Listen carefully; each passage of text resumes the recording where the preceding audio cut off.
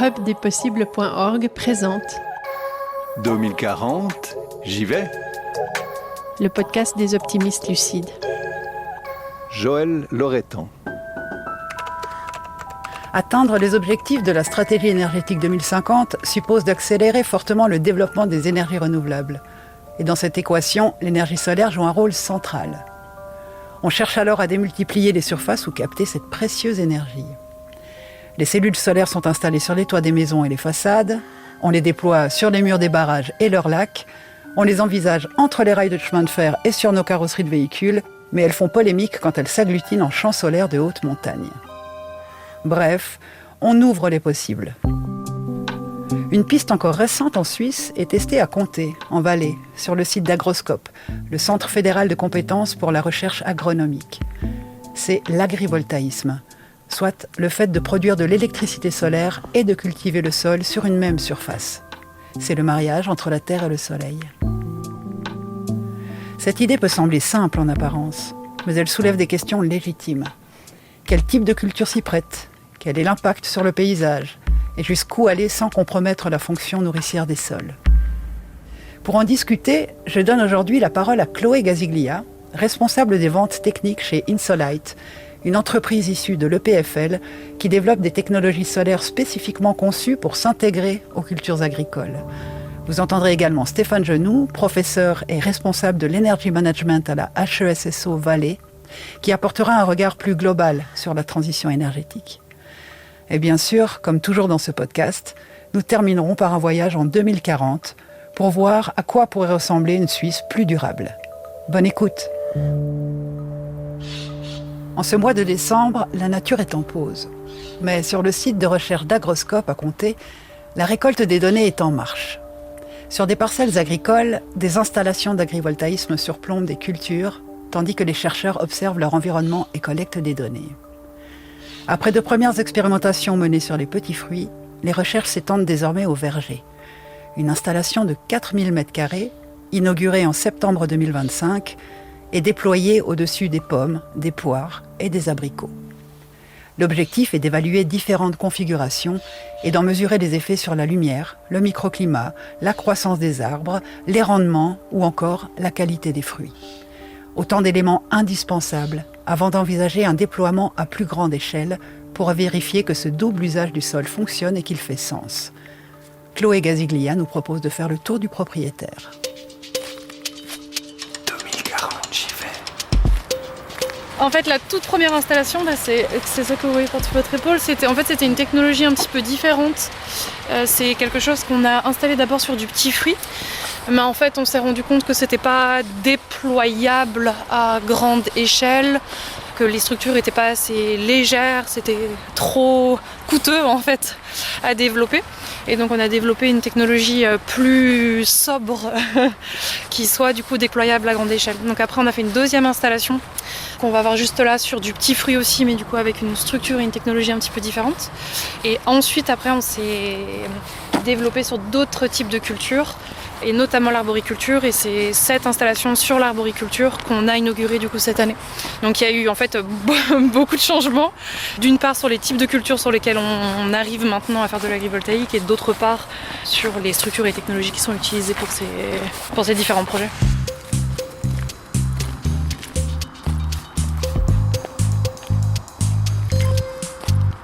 Alors on semble arriver vers l'installation. Vous pouvez nous décrire ce qu'on voit ? Là, on voit les panneaux sur la gauche, ouais. Et à droite, là, qu'est-ce qu'il y a devant nous ? Alors, donc sur la droite, c'est l'installation justement sur fruits rouges, framboises d'une part et fraises d'autre part. Donc c'est une installation qui a été faite avec des panneaux qu'on appelle en fait semi-transparents. En fait, il y a une partie du panneau qui est recouverte de cellules photovoltaïques et l'autre partie où c'est du verre pour laisser passer la lumière. C'est quelque chose qu'on a pas mal fait en fruits rouges parce que ça permet d'avoir de la lumière qui est quand même assez homogène en dessous. Et puis ensuite, ce qui est juste en dessous, c'est un écran d'ombrage. Donc en fait, c'est un écran qu'on peut déployer soit quand les cultures ont eu suffisamment de soleil dans la journée, par exemple en haute saison, ou alors quand, comme aujourd'hui, il n'y a plus de fruits à produire et qu'elles n'ont plus besoin de lumière, en fait, on le déploie en continu pour que le soleil se reflète dessus et que ce soit les panneaux qui produisent au maximum. Ah, c'est une sorte de grande couverture de survie qui est posée par-dessus. Exactement. C'est le but, c'est que les cultures aient en fait toute la lumière dont elles ont besoin. Et quand il n'y a pas besoin ou qu'il n'y a plus besoin, on peut déployer cet écran. Et en fait, les panneaux sont bifaciaux, c'est-à-dire qu'ils produisent de l'électricité via les deux faces. Et donc le fait que la lumière se reflète, ça permet d'augmenter la productivité de ces panneaux-là. Là, c'est donc l'installation arboricole. Donc c'est sur verger. Il y a 3 types de cultures qui sont étudiées ici. Il y a des abricots, des pommes et des poires, avec différents types de variétés. On a choisi les variétés les plus représentées en Suisse pour avoir des résultats qui sont assez propres à la région. Et ensuite, on a plein de choses différentes. Comme je vous disais, le but d'ici, c'était vraiment d'étudier tout type de configuration parmi celles qu'on propose le plus, en tout cas qui nous sont le plus demandées. Ce que vous voyez là sur la gauche, c'est le moins commun. En fait, c'est des panneaux qu'on appelle sur tracker, ça veut dire qu'ils sont motorisés. Okay. Et donc là, on a 2 types de trackers. Vous voyez, il y en a qui sont complètement de biais et d'autres qui sont complètement droits. C'est parce qu'on étudie 2 types en fait, d'algorithmes. L'un qui va maximiser la production photovoltaïque. Et donc, il va suivre en fait tout simplement la course du soleil. On sait que c'est pas terrible, mais on veut voir justement l'effet que ça aura. Et le deuxième qui a pour but de maximiser la production agricole et qui du coup va maximiser la lumière au moment où la plante elle en a le plus besoin, dans la journée ou selon ses stades phénologiques. Son stade d'avancement de la culture, ouais, exactement. D'accord. Ces projets sur Tracker, c'est vraiment très novateur. C'est le premier, il me semble, projet en Suisse arboricole sur Tracker. C'est pas tellement ce qu'on développe le plus. Là, on peut se permettre de faire du tracker parce que c'est de l'abricotier en dessous. Donc l'espace entre les rangées est beaucoup plus important. Donc on peut se permettre de mettre des panneaux qui sont plus larges parce que du coup l'ombrage au niveau du sol est moins important. Et c'est quoi la différence de rendement pour ce qui est en dessous ? Revenez dans 3 ans. C'est le but justement. C'est de mesurer l'impact que ça a sur les rendements. Ça va être le but de cette installation-là. Les arbres ici ont été plantés en 2025, donc on n'a pas encore les résultats. On aura une première petite récolte l'année prochaine et puis une récolte plus substantielle en 2027 et en 2028.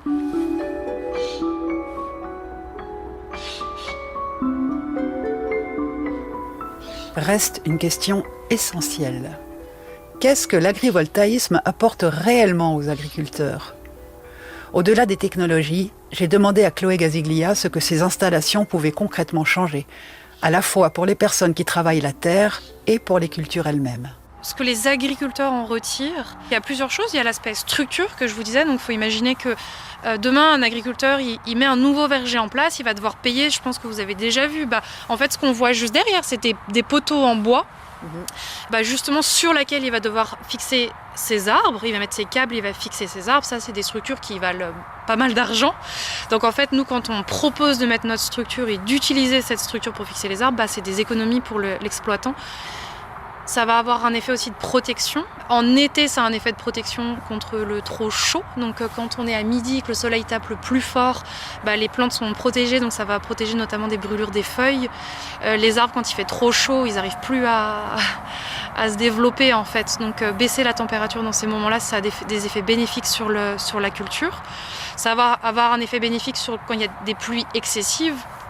C'est pas magique, mais ça a quand même un effet qui est bénéfique. Vous voyez que c'est quand même très aéré, donc le but c'est que la pluie elle puisse quand même passer et puis revenir au sol. On veut pas isoler complètement, c'est pas une serre.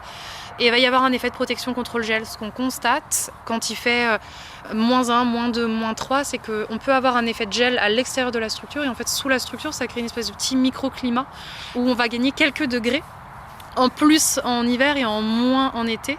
Et ça, dans le cas d'un gel tardif par exemple, ça peut être vraiment vraiment bénéfique pour la culture parce que juste passer en négatif, ça peut être absolument terrible pour la production annuelle. Et donc dans les gels tardifs, ça a un vrai enjeu. Mine de rien, aujourd'hui, l'agriculture elle a beaucoup évolué les dernières années et il y a beaucoup d'enjeux, ça a beaucoup évolué même dans la mécanisation, dans les technologies, etc. Donc il y a du besoin, il y a de la demande, il y a de la curiosité aussi. Et moi, ce que je vois, c'est qu'il y a quand même de la demande de solutions en fait sur des problématiques qui se posent. Et je pense que l'agrivoltaïque est l'une de ces solutions-là à un problème auquel doivent faire face les agriculteurs. Je crois foncièrement au fait qu'il faille diversifier nos sources d'énergie et qu'on ait des énergies qui soient propres.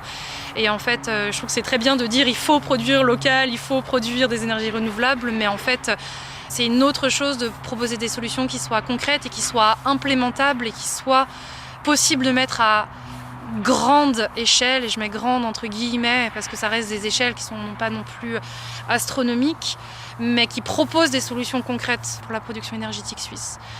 On est au carrefour de plein de choses et on essaye de ménager la chèvre et le chou, vous voyez ce que je veux dire, d'essayer de faire au mieux entre les deux.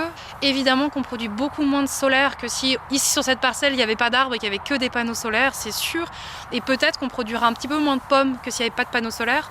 Par contre, on fait plus que si on faisait une parcelle de pommes et une parcelle de panneaux solaires en faisant les deux sur la même parcelle.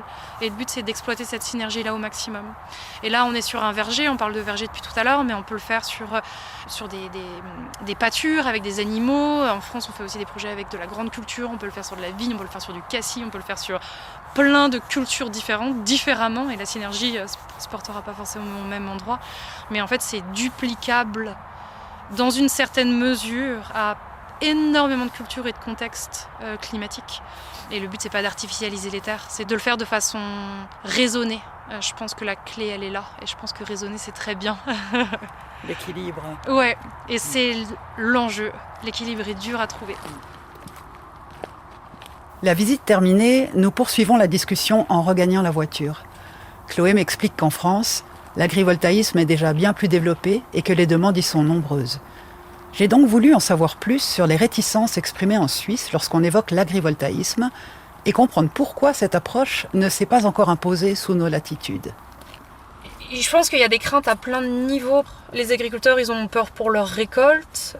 Souvent, ils ont peur pour leur rendement parce que c'est leur fonds de commerce. Ils ont peur de se faire un petit peu phagocyter. Après, il y a des craintes des citoyens pour le paysage. Il y a des craintes des administrations, justement aussi pour le paysage et pour d'autres enjeux derrière. Donc les craintes, elles sont multiples. L'équilibre n'est pas facile à trouver. Et dans agrivoltaïque, il y a photovoltaïque et il y a agriculture. Et l'entre-deux, il n'est pas forcément facile à trouver. Et faire quelque chose de vertueux, en effet, c'est pas facile. Donc il y a des craintes que cet équilibre-là ne soit pas respecté. Il y a des craintes de dénaturer les paysages, d'artificialiser les sols. Aujourd'hui, on ne peut pas se permettre de prendre des terres agricoles pour faire de l'énergie, ça n'a pas de sens. Il y a des vraies questions et des vrais enjeux derrière. Il y a des craintes qui sont fondées, il y a des craintes auxquelles on peut lever facilement. C'est pour ça que c'est un sujet qui est vaste.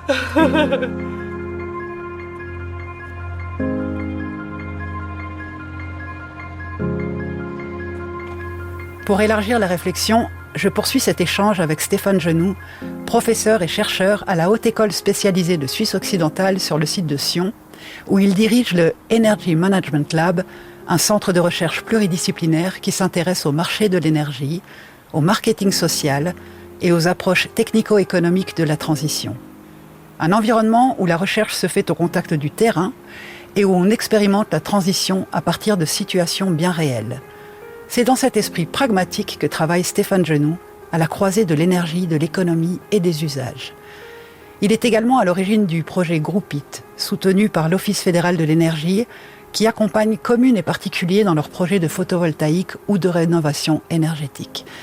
Durant notre échange, Stéphane Genoux insistera sur le fait que la production énergétique ne doit pas entrer en concurrence avec la production alimentaire. Cette dernière doit rester prioritaire. Il rappelle également que si un agriculteur moissonne les cultures, il est également capable de moissonner l'énergie, à condition d'être soutenu. L'agriculteur, en fait, c'est un moissonneur. D'ailleurs, il moissonne le blé, il moissonne l'herbe, et puis il fait un produit alimentaire qui nous donne à manger. Si tu parles de moissonner l'énergie, si l'agriculteur, tu peux l'aider, la chose la plus compliquée qu'il a, lui, c'est gérer son temps. Comment tu fais entre 4h du matin jusqu'à 11h? Il fait une petite sieste à 2h, il recommence à 3h et il finit à 8h.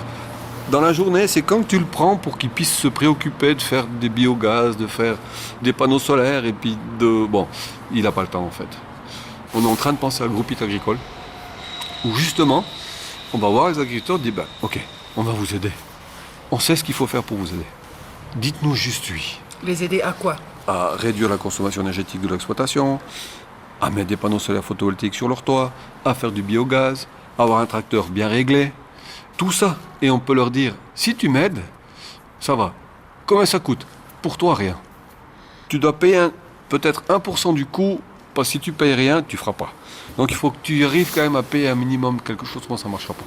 Donc c'est le modèle de Groupit, en fait. On leur demande 1% des coûts de ce qu'ils ont à la maison. Et puis, le service qu'on rend aujourd'hui aux ménages pour rénover leur maison, je pense qu'on peut faire la même chose pour l'agriculture. Et la question du agri-photovoltaïque se pose évidemment.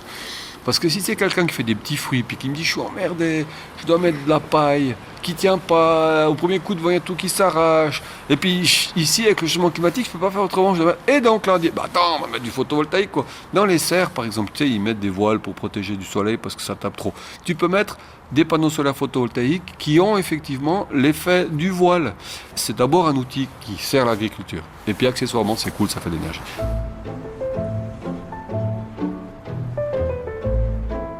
J'ai également interrogé Stéphane Genoux sur les enjeux plus larges liés au développement du photovoltaïque. D'abord, la fabrication des panneaux, aujourd'hui encore largement concentrée en Chine, et la question de notre dépendance industrielle. Ensuite, l'intégration du solaire dans le réseau électrique, avec une production décentralisée, par nature plus difficile à piloter. Et puis, un enjeu appelé à prendre de plus en plus d'importance, le recyclage des panneaux en fin de vie. Sur l'ensemble de ces questions, Stéphane Genoux apporte un éclairage nuancé, en replaçant le photovoltaïque dans une réflexion plus globale sur nos choix énergétiques à long terme. Le premier élément, c'est la construction. La dépendance avec la Chine. C'est vrai. On leur a vendu des machines européennes, suisses en particulier.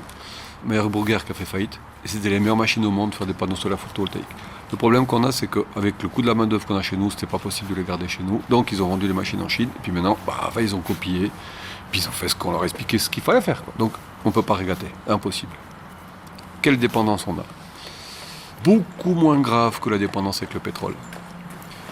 Il y a un autre truc aussi qu'il faut qu'on comprenne, c'est que le coût d'un panneau solaire photovoltaïque, sur un toit, la part chinoise, elle est toute petite. Mais le reste, c'est des électros du coin, quoi. Ils vont faire du boulot, ils montent des échafaudages, c'est des gens qu'on paye pour chez nous, quoi. Donc, je veux dire, la part, aujourd'hui, de l'argent qu'on donne aux Chinois, elle est moins de 50% de l'installation photovoltaïque. Donc, c'est une petite dépendance. Si vraiment un jour c'est grave, ok, peut-être qu'on essaiera de reconstruire chez nous les panneaux solaires. On doit être capable de le faire vu qu'on leur a vendu les machines. On devra retrouver une entreprise qui est capable de faire. Donc la construction, dépendance, oui, mais bien moins grave que la perfusion qu'on a sur le pétrole. Après, la production. Est-ce que le réseau va tenir? Si on avait eu un blackout pendant la crise énergétique, c'était 6 jours de coupure de courant électrique. 6 jours. À partir du 2e jour, tu n'oses plus laisser sortir ta fille de la maison. Parce qu'il n'y a plus de police, il n'y a plus rien en fait. Il n'y a plus de pompe à essence, il n'y a plus de chasse d'eau. D'accord? Bon. Si on avait eu un blackout parce qu'on n'aurait pas eu assez d'énergie, parce que pas de centrale nucléaire, pas de gaz, est-ce que les Européens nous auraient aidés à remonter notre pays? D'abord, ils se seraient occupés du leur, comme les masques. Après, ils nous auront dit, alors déjà, il faut qu'on signe un accord bilatéraux avec les Européens, c'est pas gagné, hein. On va devoir le faire, j'espère que les gens vont dire oui, mais ça va pas être facile, hein. Le débat va être compliqué. Hein. Mais les Européens nous ont dit, on est plus solidaires avec la Suisse. Et donc, on est comme des cons tout seuls à nous dépatouiller. Ça aurait été beaucoup plus compliqué. Donc oui, le réseau électrique, il a des fragilités. Aujourd'hui, on va dire, sur les 365 jours, aujourd'hui c'est 4 jours par année où ça pose problème. Dans 20 ans, ou 10 ans on va dire, ce sera peut-être 30 jours par année. 365 jours, 30 jours. Non mais, on a été sur la Lune. On est capable de gérer ça. Au pire des cas, tu demandes aux installations photovoltaïques de t'arrêter. Tu peux toujours enlever quand il y a trop. Tu peux jamais produire plus quand il n'y a pas assez. Le trop, on le gère très bien. D'ailleurs, sur les onduleurs, ils suivent la tension du réseau. Puis si la tension monte, c'est à cause de ça que le réseau tombe. Si la tension monte, parce qu'il y a trop de production, l'onduleur, il s'arrête petit à petit, boum, il s'arrête complètement. T'imposes ça, tu règles le problème. On doit faire notre transition énergétique. On est supervision du pétrole, on émet trop de CO2. Après le recyclage, c'est pas un problème non plus. Panneau solaire, c'est quoi? C'est du verre, du silicium, et puis un peu de cuivre et d'argent pour les soudures, d'accord?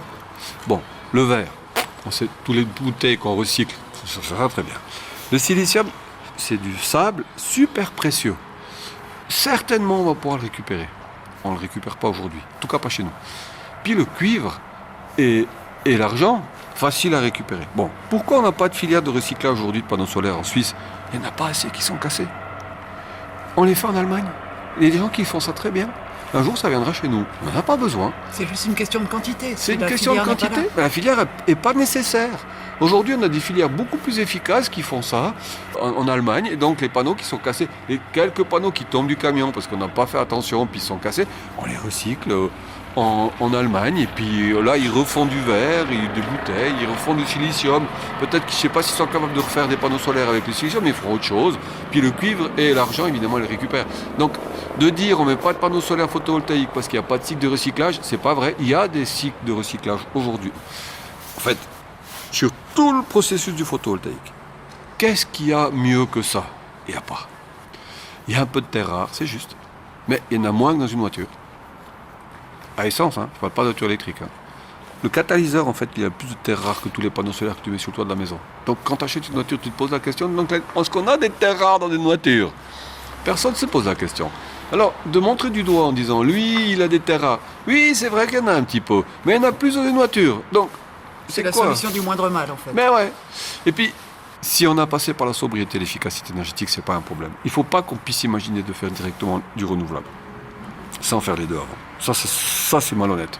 Ça veut dire qu'on impose à ceux qui ont des terres rares de massacrer leur paysage, de faire des mines, pour faire des jacuzzis et voler en avion électrique. Ça, c'est inacceptable. Il faut qu'on passe par la sobriété. On revient sur la sobriété. C'est compliqué, la sobriété.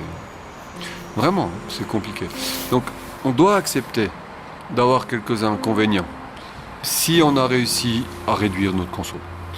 Puis réduire notre conso, c'est diviser par 3. Il faut que je divise par 3.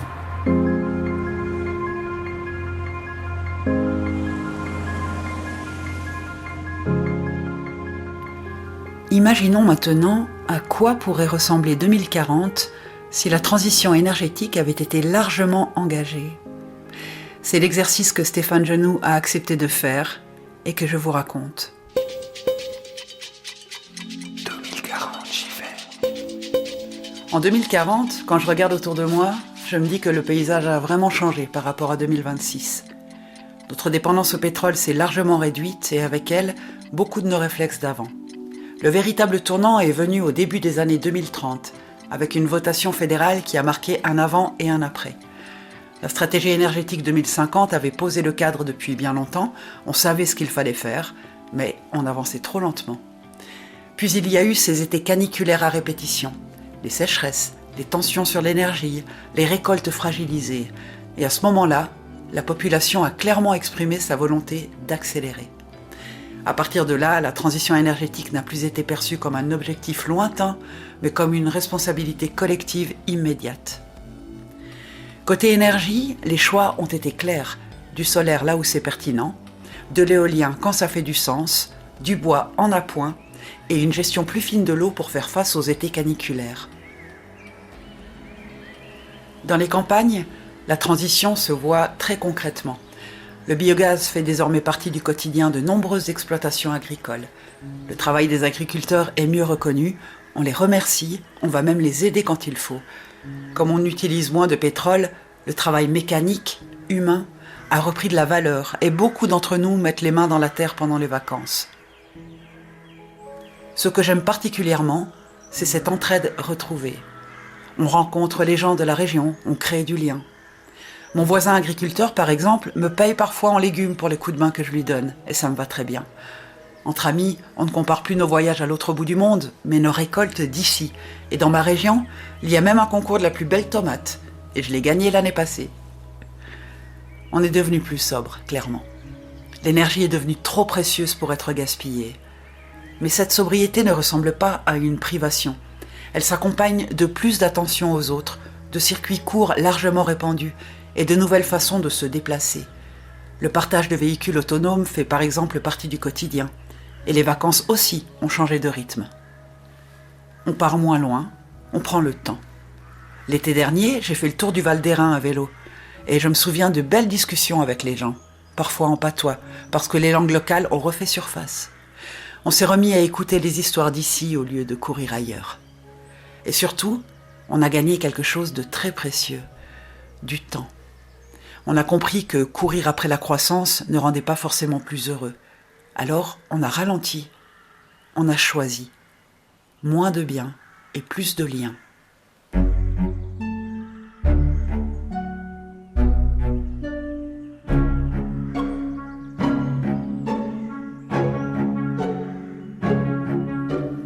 Chloé Gaziglia nous a montré concrètement à quoi ressemble un projet d'agrivoltaïsme et quel est son potentiel.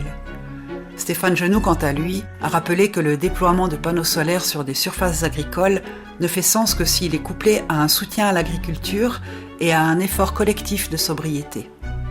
Tous deux se rejoignent sur un point essentiel. Le rendement agricole doit rester la priorité, afin que la production d'électricité s'inscrive au service de l'agriculture et non au détriment des sols nourriciers. Entre panneaux solaires et culture, l'enjeu est clair. Produire de l'énergie sans appauvrir la terre. Dans le prochain épisode de 2040 JV, vous retrouverez Chantal Peyer pour un deuxième sujet sur la transition énergétique.